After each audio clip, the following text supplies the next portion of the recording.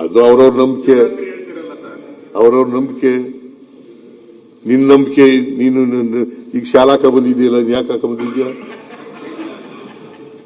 ನಿನ್ ನಂಬಿಕೆ ಅದು. ಅನ್ಯಾಯಕ್ಕೆ ಗುರಿ ಮಾಡ್ತಾ ಇದ್ದಾರೆ. ಸ್ಪೀಕರ್ ಹಾಕೊಂಡ್ಬಂದಿದ್ದಾರೆ, ಅವ್ರಿಗೆ ಕೇಳಲ್ಲ. ಅವರು ಇವತ್ತು ಫೋಟೋ ಸೆಷನ್ಗೋಸ್ಕರ ಹಾಕೊಂಡ್ಬಂದಿದ್ದಲ್ಲ, ಆಯ್ತಪ್ಪ. ಅವ್ರು ಹಾಕೊಂಡ್ಬಂದಿದ್ದಾರೆ. ನನ್ನ ಪದ್ಧತಿ ಇದು. ಮೊದ್ಲು ಖಾದಿ ಹಾಕತ್ತಿದ್ರೆ ಆಮೇಲೆ ಈಗ ಸಿಲ್ಕ್ ಬಂದಿದ್ದೀರಾ. ಈಗ ದೇವೇಗೌಡ ಹಾಕತ್ತಲ್ಲ ನಂಗೆ ಆಕಡೆ ಆತರ ಶಾಲ ಹಾಕತ್ತಿದ್ದ. ಅದು ಬಗ್ದಾಗೆಲ್ಲ ಬಿದ್ದೋಗ್ಬಿಡೋದು, ಅದಕ್ಕೆ ಇದನ್ನ ತಕೊಂಡ್ಬಿಟ್ಟೆ.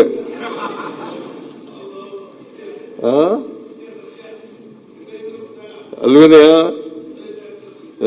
ಬಗ್ದಾಗೆಲ್ಲ ಬಿದ್ದೋಗ್ಬಿಡೋದು, ಅದಕ್ಕೆ ಇದನ್ನ ತಾಳಪ್ಪ ಇದನ್ನ ಹಾಕೋಣ ಅಂತ ಅಂದ್ಬಿಟ್ಟು ಇದನ್ನ ಹಾಕೊಂಡೆ. ಇದು ಕಾಸ್ಟ್ಲಿ ಬೇರೆ. 13,500 ನೀನು ಇದ್ರಲ್ಲಿ ತಗೊಬಂದಿದ್ಯಲ್ಲ. ಇಲ್ಲ ಇಲ್ಲ, ಅದು ಬೇರೆ. ಅದು ಮೈಸೂರು ಸಿಲ್ಕ್ ಅಲ್ಲ, ಇದು ಮೈಸೂರು ಸಿಲ್ಕು. ಅದು ಯಾವ್ದು ಸಿಲ್ಕ್ ಅಲ್ಲ, ಇಟ್ಸ್ ನಾಟ್ ಎ ಸಿಲ್ಕ್, ಅದು ಉಲನ್. ಉಲನ್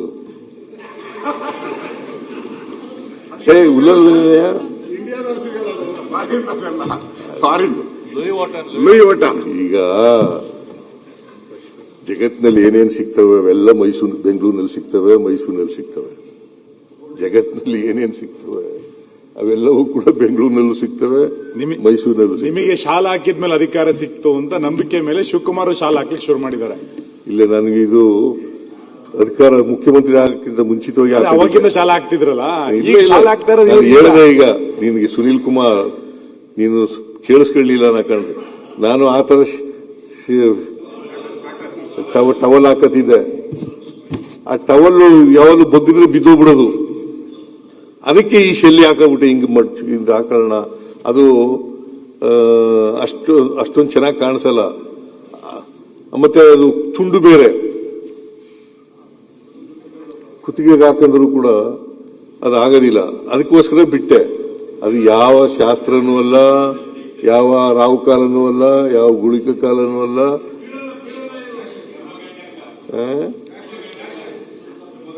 ಯಮಗಂಡ ಕಾಲ, ಯಮಗಂಡನ. ನಾನು ಮಾನ್ಯ ಸಭಾಧ್ಯಕ್ಷರೇ, ನಾನು ದೇವ್ರಿದ್ದಾನೆ ಅಂತ ನಂಬ್ಕೊಂಡಿದ್ದೀನಿ. ದೇವ್ರಿದ್ದಾನೆ, ಇಲ್ಲಿವರೆ ಜಗತ್ತಿ ಇಲ್ಲ, ನಡಿಲಿಕ್ಕೆ ಕಷ್ಟ ಆಗ್ತಿತ್ತು. ದೇವ್ರಿದ್ದಾನೆ, ಆದ್ರೆ ದೇವಸ್ಥಾನದಲ್ಲೇ ಇದ್ದಾನೆ, ಬೇರೆ ಏನೂ ಇಲ್ಲ ಅಂತ ಅನ್ನೋದು ಆ ಥರ ನಂಬ್ಕೊಂಡಿಲ್ಲ ನಾನು. ದೇವರು ಎಲ್ಲ ಕಡೆನೂ ಇದ್ದಾನೆ, ದೇವರು ಎಲ್ಲ ಕಡೆನೂ ಇದ್ದಾನೆ. ಅದಕ್ಕೆ ಬಸವಣ್ಣವ್ರು ಏನ್ ಹೇಳ್ತಾರೆ ಗೊತ್ತಾ? ಉಳ್ಳವರು ದೇವಾಲಯ ಮಾಡುವರು, ನಾನೇನು ಮಾಡಲಿ ಬಡವನಯ್ಯ, ನನ್ನ ಕಾಲೇ ಕಂಬ, ನನ್ನ ದೇಹವೇ ದೇಗುಲ, ಶಿರವೇ ವನ್ನ ಕಳಸವಯ್ಯ, ಕೂಡಲ ಸಂಗಮ ದೇವ.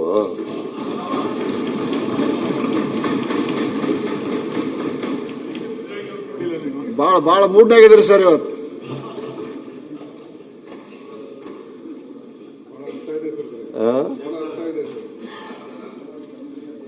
ನನ್ನ ಕಾಲೇ ಕಂಬ, ದೇಹವೇ ದೇಗುಲ, ಶಿರವೇ ವನ್ನ ಕಳಸವಯ್ಯ, ಕೂಡಲ ಸಂಗಮ ದೇವ.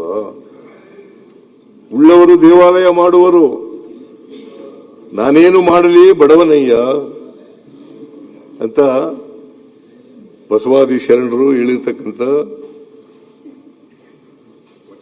ವಚನಗಳು. ಬಸವಾದಿ ಶರಣರು ಏನಪ್ಪಾ ಅರವಿಂದ ಬೆಲ್ಲದ ಪರಿಸ್ಥಿತಿ ಹಂಗಾಗೈತೆ. ಈಗ ನಮ್ಮ ಪರಿಸ್ಥಿತಿ ಹಂಗಾಗೈತೆ. ಯಾಕಂದ್ರೆ ನೀವು ಮುಜರಾಯಿಲಂತೂ ಏನು ದುಡ್ಡು ಕೊಟ್ಟಿಲ್ಲ. ನಾವು ಬಸವಣ್ಣನ ಹೆಸರು ಹೇಳ್ಕೊಂತ ಉಳ್ಳವರು ಶಿವಾಲಯ ಮಾಡೋರು, ಮುಸಲ್ಮಾನರ ಮಸೀದಿ ಕಟ್ಟಿಸ್ತಾರೆ, ನಿಜವಾಗಿ ಬಸವಣ್ಣ ಹೆಸರು ಹೇಳಿದ್ರೆ ನೀನು ಅಲ್ಲಿ ಇರ್ತಾನೆ ಇರ್ಲಿಲ್ಲ, ಬಿಜೆಪಿನಲ್ಲಿ ಇರ್ತಾನೆ ಇರ್ಲಿಲ್ಲ.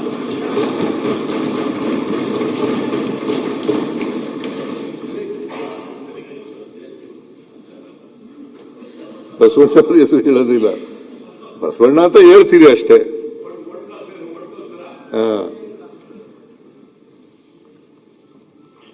ಈ ನಿಮ್ಮ ಮುರಳಿ ಮನೋಹರ ಜೋಶಿ ಅವರು ಏನ್ ಹೇಳಿದ್ರು ಗೊತ್ತಾ?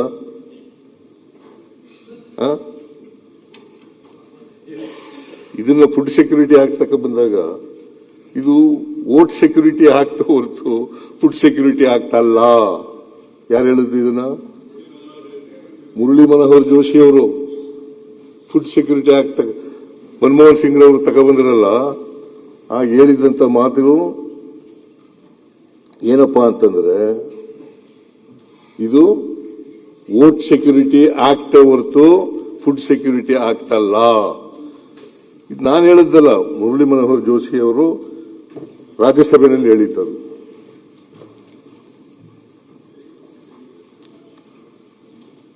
ಅಂದ್ರೆ ಫುಡ್ ಸೆಕ್ಯೂರಿಟಿ ಆಕ್ಟ್ಗೆ ವಿರುದ್ಧ ಇದ್ರು ಆ ಕಾಲದಲ್ಲಿ.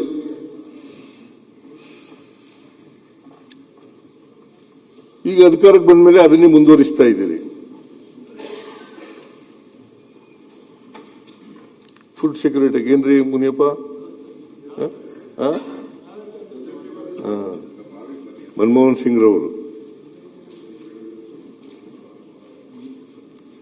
ಅದರಿಂದ ಮೊನ್ನೆ ಅಧ್ಯಕ್ಷರು ನಾನು ಮತ್ತೆ ಮರ್ತ್ಬಿಟ್ಟು ಎಲ್ಲೆಲ್ಲೋ ಹೊಟ್ಟೋಗ್ಬಿಟ್ಟೆ ನಾನು.